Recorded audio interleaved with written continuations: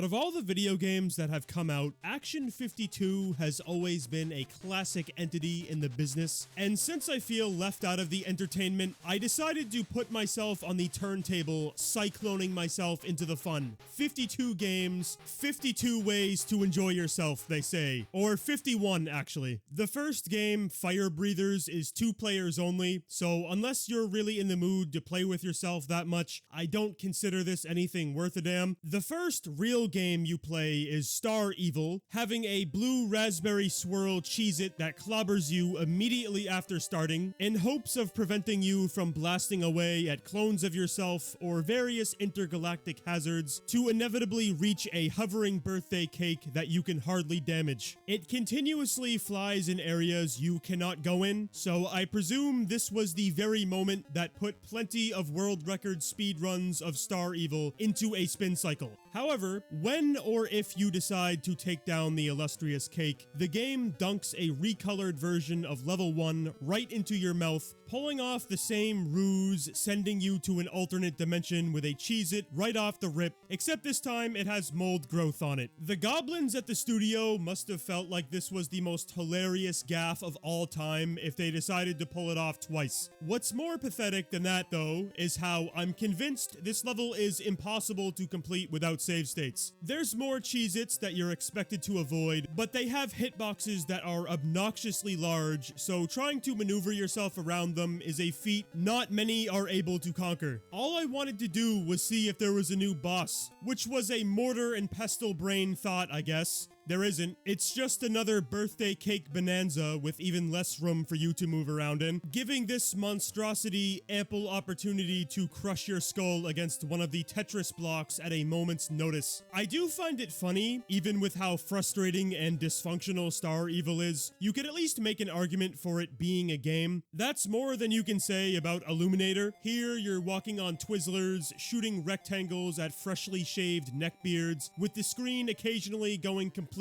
black, not letting you see anything until you kill another enemy. It was honestly a shock to see there was another level of this, since there are no points or any sense of you understanding there's an ability to progress at all. For this unreal second level of entertainment, the 50-hour coal mine shift adjacent workers stuck in a few shadow men that have mental breakdowns next to ladders. It's surely a moment that gamers everywhere would appreciate. Players love nothing more than to witness the essence of a Neolithic heirloom in electronic form, feeling as if they partook in an important moment in history. But if that's too much for your brain to handle, you can go play G-Force, riding in your pink ship, pressing your shoot button, sitting in one place a majority of the time, waiting for the level to be over because they forgot to add any real pressure for the player to deal with. Action Enterprises must have wanted to save that engaging feeling entirely for Ooze. Not only with how you're stuck playing as a character that has a broomstick inserted through his poop chute, forcing simple movement and shooting his Beyblades at enemies to enter a whole new dimension of challenge. It's not a joke how infuriating it is to simply traverse a level. The amount of times my vegetation salesman got smeared against the pavement due to faulty game design is a story that could be etched into history books for generations to come. But even then, players still wanted to enter the 30th gear, since the goobers who brought us Action 52 supposedly ran a giveaway for $104,000 if you completed level 5 of Ooze, which sounds like an early day Mr. Beast strategy. If you could have actually participated, the game crashes whenever you complete level 2, so it would have been hopeless to get a drawing back then. What the fuck is that play? I guess it shouldn't be too shocking from a company who was selling Action 52 for $199 back in 91, estimated to be around $480 today, almost $500 for a single game that was dropping endless Babe Ruth heaters like Silver Sword, controlling our nameless empty husk, summoning endless swords from his hands, traveling through the dense forest, avoiding piles of salt. Or how about a critical bypass, having us soar in our flying saucer on a retina melting background, lasering down multicolored tumbleweed and chocolate bars as the whole universe is struggling to exist. This is fucking gaming. We need more Jupiter scopes letting us defend one singular city from meteorites, playing as a ship that can control reality as we know it. If you keep pressing the shoot button, meteors don't spawn. So this game allows you to dictate if and when enjoyment enters your bubble. It's a true testament to the creativity on the Active Enterprises team. What other group of lead paint drinkers could deliver this and Alfred and the Fennec? Like, come on. Who wouldn't want to see a gentleman chef Mario hammering away at sentient sausages wrapped in bread with a frying pan, who then gets possessed by the demonic underworld if one touches him? If he isn't getting possessed here, I'd be honored to be informed on what this response is. It's a shame not many had the ability to witness this. On most copies of Action 52, Alfred and the Fennec doesn't launch. I guess technically bringing the total to 50 games now, possibly being a good thing for completionists out there.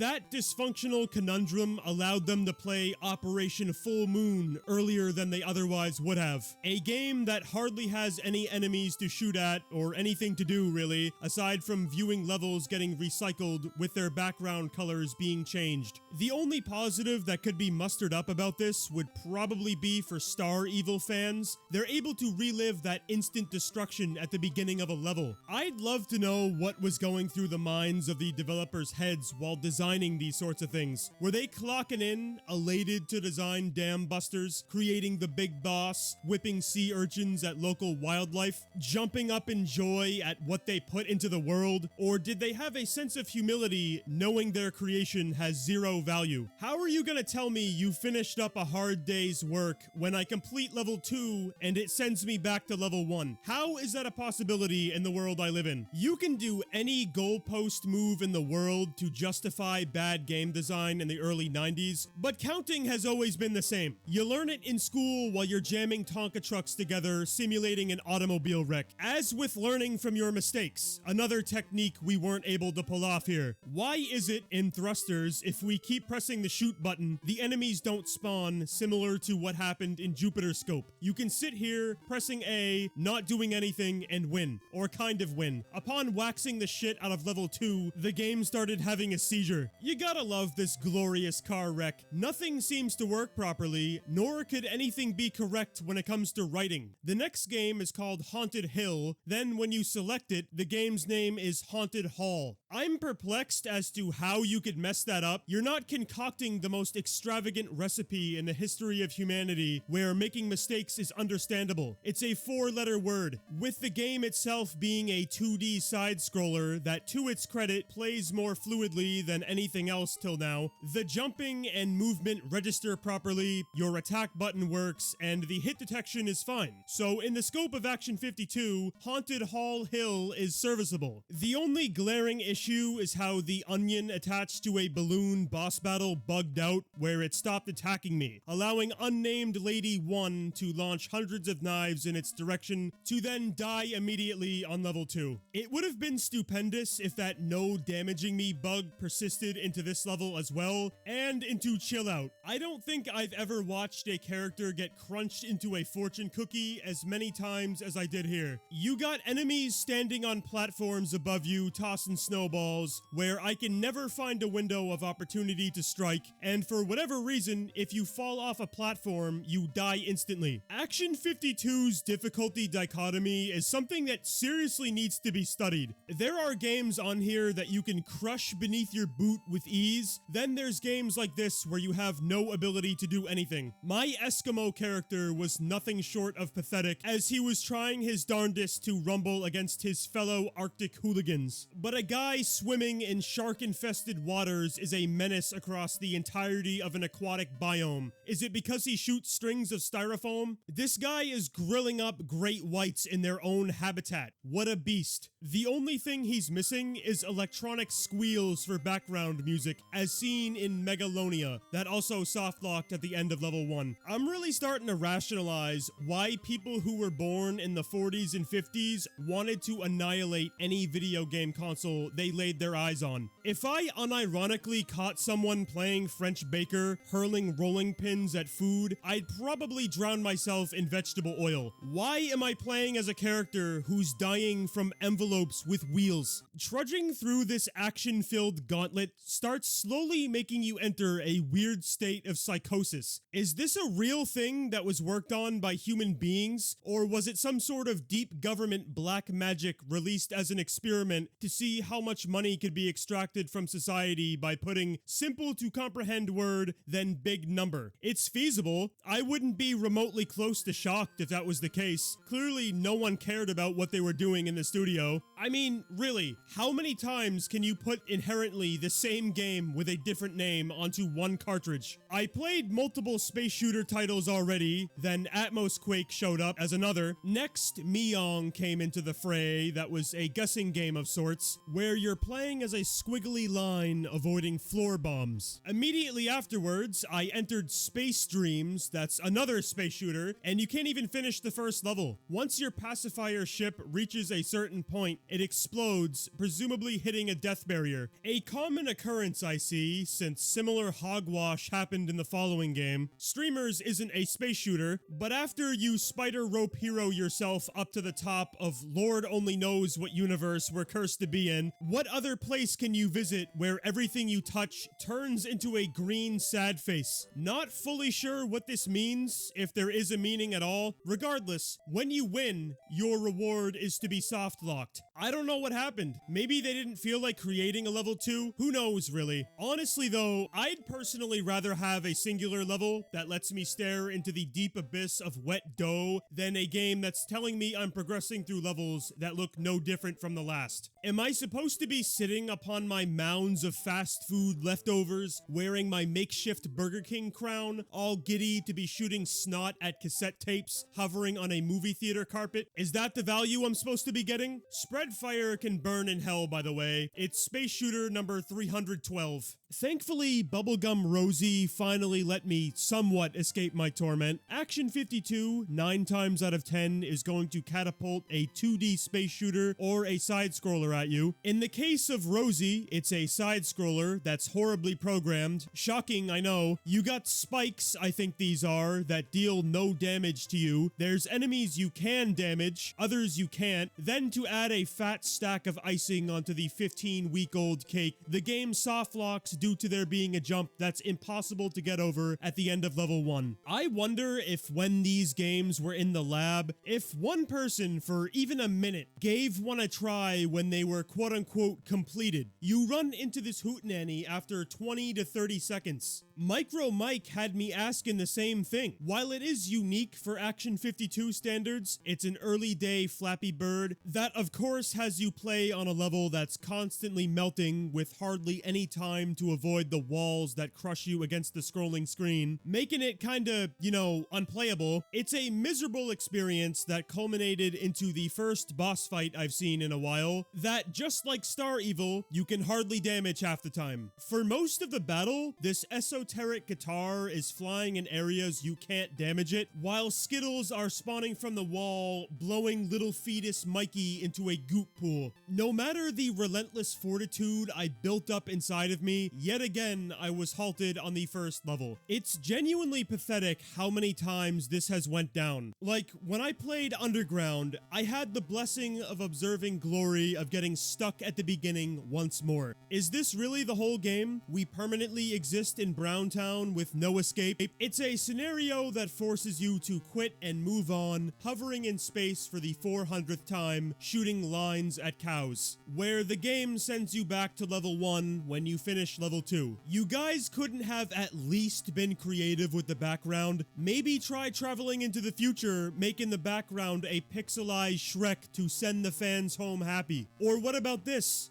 Whatever the fuck this creature is. Who designed this? Or more importantly, why did they design it? What is it even supposed to be? The game is called non-human, so I guess they wanted to construct an entity no galaxy has ever seen. I guess you could say the same thing about your playable character. He appears to be a crinkled up paper plane who's shaped to resemble a human that has no ability to platform in a platforming game. He's always fallen straight through them, dying before he touches the ground. I wish you guys let me play as the green 01 rock down at the bottom instead. I guarantee he could abuse his no-lose contract clause and suffocate this level inside the crib. Or how about we have the ability to play as the one and only Crybaby, whipping out his Dollar General ass Nick Party Blast baby bottle, squirting milk at intruders of his kingdom. What's funny though is that I can't even be a hater of Crybaby. It works, you can play it, the levels progress and look kinda different from one another. What a large and in charge discovery. That greatness continues on with Slashers, that is another unique game for the Big 5-2, that is sadly one of the most dilapidated beat-em-ups that's skyrocketed down from the heavens onto our planet. You could play this, have Papa Wheelie walk in, ask if you're winning, son, and that question couldn't be answered because there's no way to know. You're playing as the supposed toughest humanoid that's ever existed on a rooftop who walks in straight lines, repeatedly stopping in his tracks to punch or kick any and all challengers. But there's no way of understanding who in the scrimmage is coming out on top. You're just sitting there hoping you win. I don't believe I've ever been so enthralled to play a video game this much in my life. Slashers is truly the epitome of excitement, a feeling that gets squashed when you give Crazy Shuffle a whirl. I'm saddled in my chair, trying my best to decipher if we're existing in the legendary Cobalt Dragoon Garden with a strung out pickle wrapped around it, or what exactly is occurring here. But I will say, this endless mental questionnaire is more entertaining than playing the actual game is. Was that the overarching goal all along? Action 52 was created for the player's imagination. They had to gaze at the time-traveling lad from the Cenozoic era, covered completely in hair, trying to understand his inner struggles against hygienic practices as we stationary sonic spin dash hair dryers and hairbrushes. And if the player loses the war, they get to see a naked man. Some may see it as a reward, others will see it as a punishment, but both parties can say they were put into a spin cycle because the first level is essentially swallowing a gallon of gasoline expecting to survive. It's a stressful experience you'd need to unwind from, and what better way is there to unwind than playing a game that has no way for you to lose? Shooting Gallery is endless dominance until you decide the trek is over, birthing you with a newfound warlord mentality that continues into lollipops. You can whack the questionable organisms with your sugar circle on a stick, never struggling, never dying, until your personal Sherman's March to the Sea is impeded at a location where progression is no longer an option. How whimsical. Will this speed bump stop the supremacy? No, it won't. Evil Empire was folded into a balloon animal, then melted with a torch. Sombreros, a game with false advertising as its title. Why are you calling it Sombreros when you're having me grab a bunch of hats that are anything but sombreros? Whatever the reasoning was, it did not stop Unnamed Gentleman 1. The aura emanating from his hat was too much for any of these peons to handle. Storm Over the Desert, the game where you can experience what it feels like to be on the mountaintop. You peel around in the one and only treaded monster that is not stoppable by anything. No opposing tank, no miniature humanoid, no giant gray-skinned Saddam Husseins. You are the embodiment of power and deserve a purple heart for your prowess. Who fucking raw. What person out there doesn't want to feast on games where they cannot lose? Too bad Mashman couldn't insert the USB drive up his nose to download the memo for himself. With these oversized kickers he was born with, you'd figure he could Naruto run through, stomping down any life form with his Storm Over the Desert tank-ass feet. But he can't. He's a bitch that gets his pants dropped to his ankles when Action 52's equivalent of Mother Nature decides he's existed for too long. They came. I don't believe they did. There isn't a single stain located in the area, unless you count Laser League as the ejaculatory juice, of course being Space Shooter number 479, containing the almighty grandfather clock face as a boss that was recycled in level 2. Who needs a new boss, I guess? You guys would have spilt the tuna water anyways, like you did with Billy Bob. Unlike the rest of the gunk we've seen, this looks and feels shockingly good, giving the player real hope. Then they go into the next room, to where they are blessed to be harpooned into a concrete mixer, thanks to the loaf of bread brained overlords designing an unconquerable jump. It's depressing, really. You get a lick of hope that gets ran over by a truck, then you proceed to play City of Doom afterwards, climbing up a building, having endless bowling balls dropped on your head, becoming a snooze fest in record time, so you as the player have your mind wander off, questioning if one day we'll see a real human who will be talented enough to scurry up a building while simultaneously tossing tomatoes at a fast enough velocity to destroy things or kill living organisms.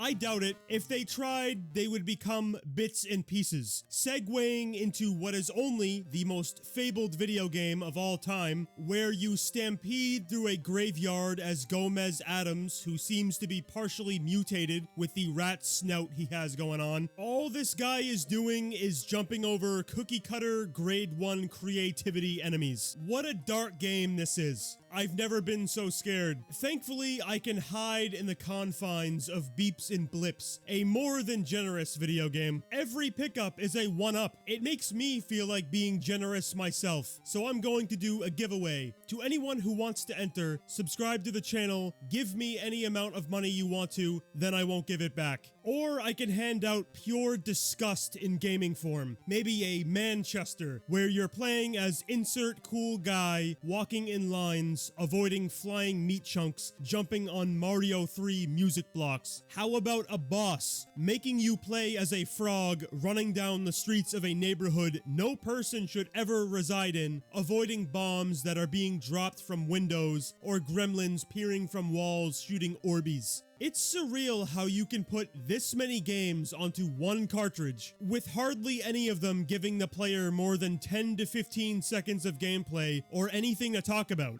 The amount of barrel scraping you need to do to formulate a sentence about Dead Ant is not worth the engines being fired up. I played as my pink ant, blasting away at other bugs, sullying the underground realm with their blood, until wads of Hubba Bubba came in to transmog my ant into a roller dog. It was no exaggeration calling the electronic war zone of 91 a gauntlet. All you want to do is have fun, but you aren't allowed to. No gods, masters, or mortals are allowed that feeling during Hambo, a platformer that has you climb up ladders, repeatedly running to doors. Oddly though, this game does have more levels than anything else I've played. The furthest I made it to was 9, surely being a world record. It's amazing I even made it that far in the first place, considering how the levels spawn with completely random object placement. I had moments where the assortment of Goodwill toys were splattered on a platform, and there was no way for me to get by without ending it all, hoping they were moved somewhere else. Is there even a reason to continue on at this point? Surely society knows no empowering essence will be dropped out of the following gems, known to us as time warp tickers, a game that cannot be explained with words. The aesthetic is seriously one of the most bizarre, unorthodox, unexplainable situations you could be placed into. We're playing as fingers, flicking worms or various sentient wasteful thoughts with physical forms, getting a "that doesn't work for me, brother," followed by a leg drop each time you try to complete level 1. Another cardinal gem is Jigsaw, arguably the most dysfunctional title out of the bunch. While you move, enemies continuously disappear at random. It's just as fun as it looks. We got Ninja Assault, that I will say does have smooth animations once again, also being a much better version of slashers, thanks to them being gracious enough to make us not stuck in place, wondering if you're winning your brawl. Here, you actually have control over it, and it almost feels like a real game. If only we could have fully greased up the elbows to do a bit more with the environment than flipping the wall with torches on it upside down. But who am I to tell the creator creators of time warp tickers anything. When the motherboard upstairs is capable of concocting that, you should endlessly be praised for it. As with thinking up Robbie and the Robots as the 20,000th walking simulator, and especially for Cheetah Men, the ultimate game, the franchise of Action 52. These goons scrapped up a whole ass comic book for it, so clearly they cared. It's also the only game on here that gives you a little cutscene, of course having unparalleled storytelling. Man play his computer game. Man get pulled into television set. His 3 yellow dads stand above him. They will fight for him. Now they go off to scuffle with the enemy. With that said, you'd kinda assume you as the Trojan horse wheeling through the entirety of this digital civilization, dealing with all the nonsensical, broken ass, pointless, waste of vision and time games you played, this is the moment you could finally have fun. Nope. It's the same worthless dirty diaper you've worn 51 times already. I love how the creators of Cheetah Men had the idea and audacity to stir up a potion, trying to release Cheetah Men 2 as well, that is practically the same game. It's a rundown vehicle that you are itching for it to explode. Closing what I would easily consider the worst video game to ever be released, unofficially or officially, since obviously Nintendo did not sign off on Action 52. Who would? The world just had a group of thugs in the early 90s who tried putting this out for $199. No fun was had, no action transpired, only thoughts of wanting to roly-poly myself onto a freeway. Big ups to all of our channel members who go above and beyond each and every month to support the channel even further. If you would like to join them and get early access to content, hit the join button right next to the subscribe button if you haven't already done so. Thank you all so much for watching. As always, take very good care of yourselves, and I hope to see you all again in the next video.